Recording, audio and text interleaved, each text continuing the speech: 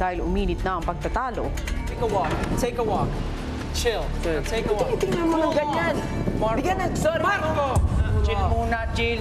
Chill. Nakanta doon. Chill muna. Pamilya tayo. Mamaya tayo mag-usap. Pamilya tayo, di ba? Kaya pala. Lamusan mo muna yung mukha niya.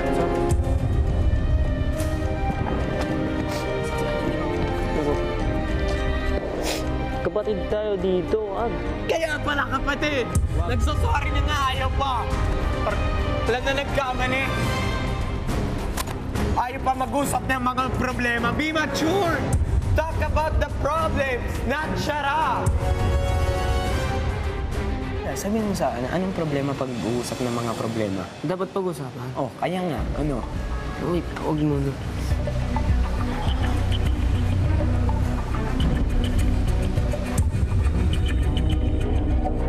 Gusto niya po mag-sorry siya, kagad patawarin siya. Ako pa ngayon ang immature. Habang kausap niyong si Christian, si Edward nilapitan naman si Marco. You have to be the bigger man here. Because Christian, yeah, he's acting like a baby. That's true. That's true.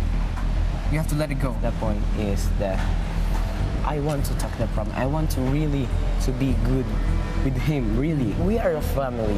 I just want really feel like a family here. I want to clear all of that right now. I just want to talk with Christian, really. When we gonna talk about it? I don't know.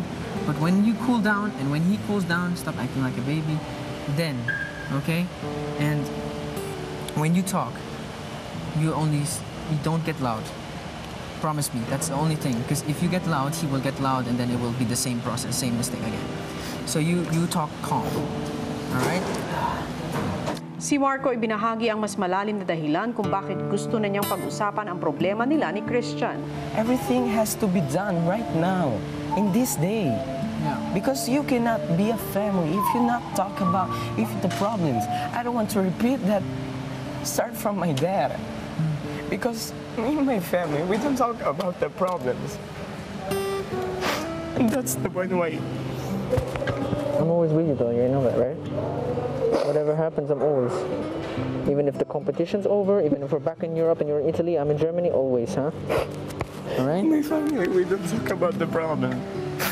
And I don't want that. I don't want to repeat the same mistake in my family here. That's the point. I just want to talk personally. Yeah. I got you, man. I got you. Here. Maya-maya kumalma na rin si Marco. I think, honestly, what you did, it was just like, it's our humor, you know, it's our joke. But he took it the wrong way. Binuhusang konti ng tubig sa ulo, yung parang konti talaga. Pero yun, baka sa kanya yung parang hindi rin i-respect. Kaya nga po, nag-sorry ako nang talagang sorry. In Europe, that's normal. Here, I don't think so that much. Yeah, that was our mistake. But we said sorry. He is sensitive.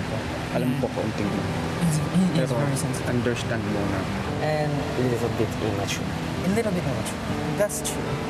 But in some ways, you are too.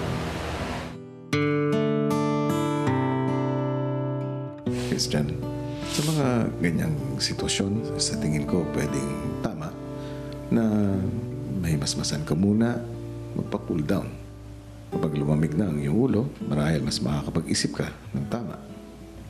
Hintay mo lang mga 5 minuto kausapin mo. I get it. It's gonna make you better as a person. Now you wait. Marco, naiintindihan ko ang intensyon mo na magkaayos kayo ni Christian. Ngunit, kailangan mo rin tandaan na maaari kasi na hindi pa sila handa para pag-usapan yun. Ang importante, kapag muli kayong nagkaharap, nagkausap, mas malamig na sana ang mga ulo nyo at mas magiging bukas ka sa isipan mo. Hi mga kapamilya! Be updated with the Pinoy Big Brother housemates by clicking the subscribe button and watch all the latest videos by clicking the I button above.